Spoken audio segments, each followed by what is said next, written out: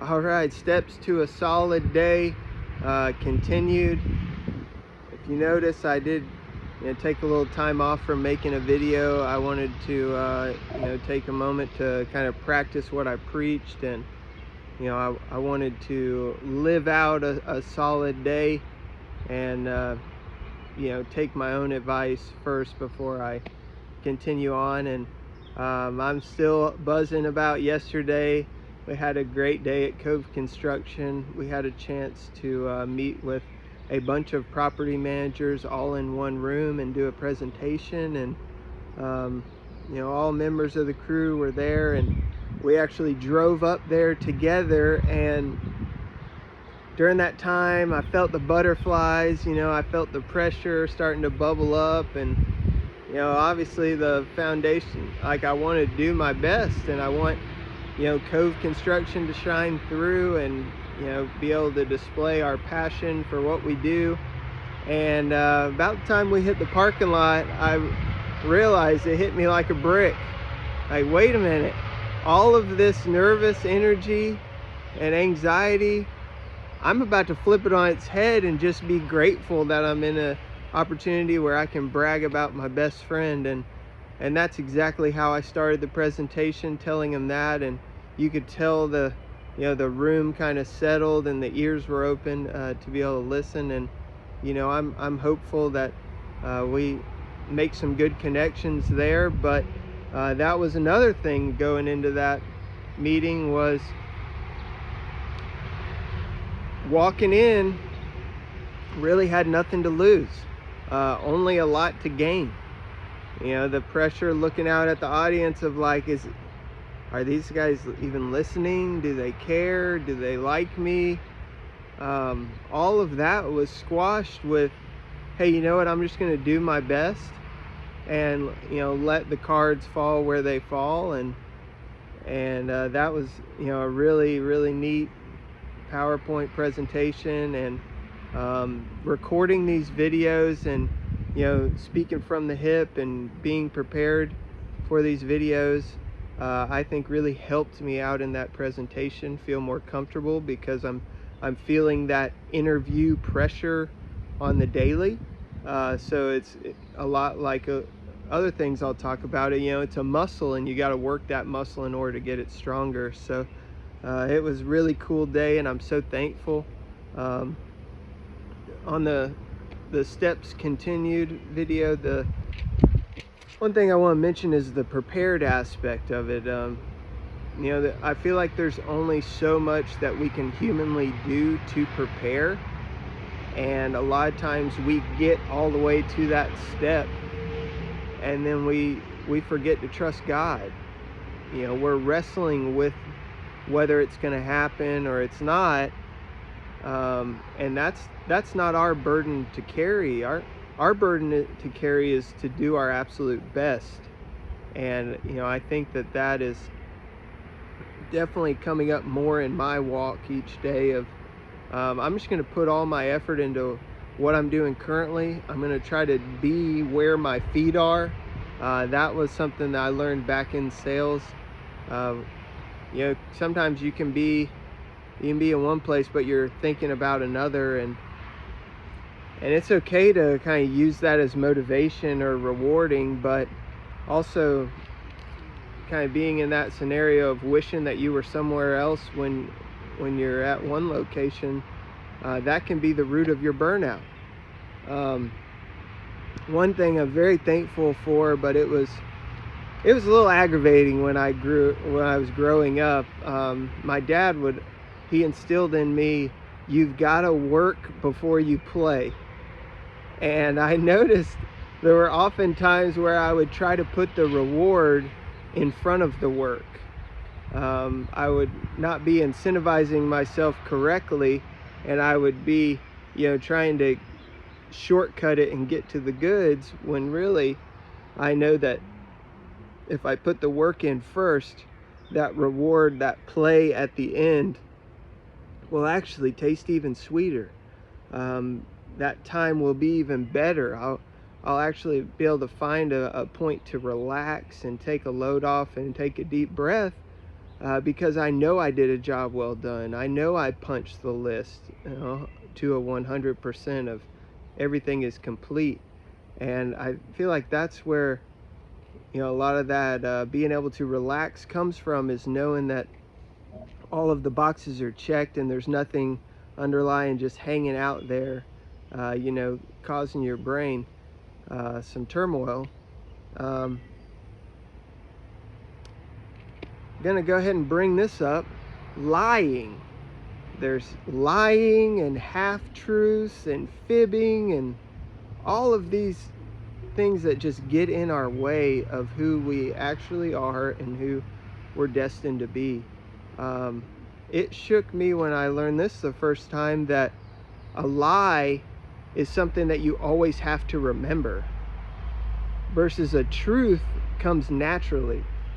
And a lot of times in your life, when you do that little white lie, you'll notice that later on down the road it's going to come up, and in order to keep that image up, or keep the lie afloat like a beach ball, you've got to kind of double down on that. And I think those white lies or half-truths, they occupy space in our brain and keep us from actually living in truth and walking naturally. And I've seen that through interview process. When I was running a sales and marketing company, it's kind of, you get in your own way of, you just want the boss to like you. You just want to get the job. And in that process, you feel the temptation to just fib or just give a little bit more, versus talking about your experience. Another thing on the interview process is understanding that everyone has baggage. No one is perfect by any means. I continually screw up, and I will reveal those things to you. Knowing what your baggage is, and before you even going in the interview, ask yourself, what's the one question that you don't want them to ask? And if you can find that out, then find a good way to answer that question. Although it may be a negative, and may be a ding on your resume, or a gap in your resume, whatever that may be, if you can find a good way to describe that and take a negative and turn it into a positive, the easiest way is going to be able to telling it as a story, because it is. And when you tell that story, talk about what you learned from that time. If it's a speeding ticket, talk about why you feel like you got that speeding ticket, and what you've learned now, and what you're going to apply now in your life in order for that not to happen again. Now, I hope I don't jinx myself on that.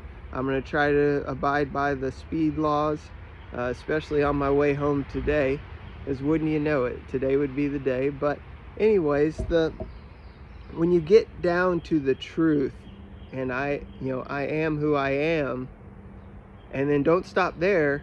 I am who I am, and I just want to get a little bit better each day. Walking in that truth, it will really help you out. And also the interviewing process, think about it like a presentation, okay?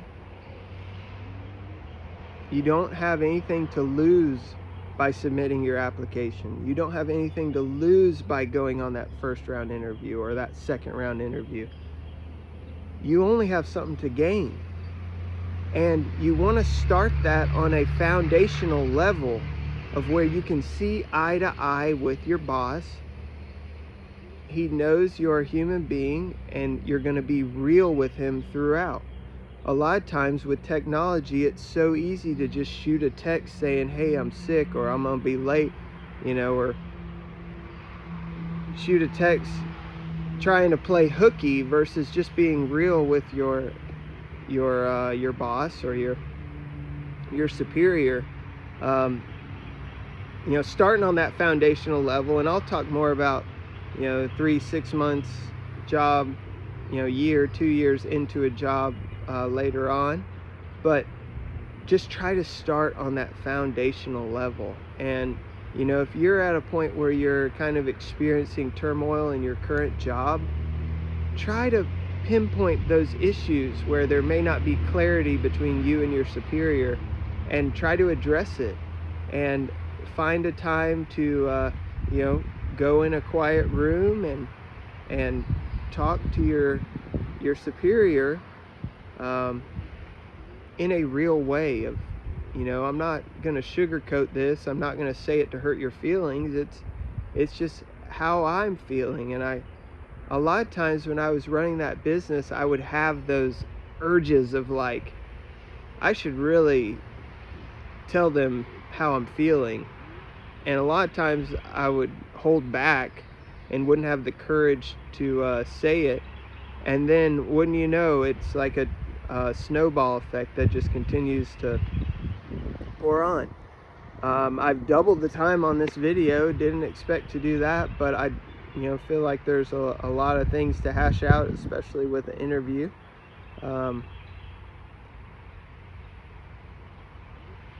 Our word from the Lord today is Psalm 23. The Lord is my shepherd, I shall not want. He makes me lie down in green pastures. He leads me beside still waters, and he restores my soul. He leads me in paths of righteousness for his name's sake. Even though I walk through the valley of the shadow of death, I will fear no evil, for you are with me. Your rod and your staff comfort me. You prepare a table before me in the presence of my enemies. You anoint my head with oil, and my cup overflows. Surely goodness and mercy shall follow me all the days of my life, and I shall dwell in the house of the Lord forever. Amen.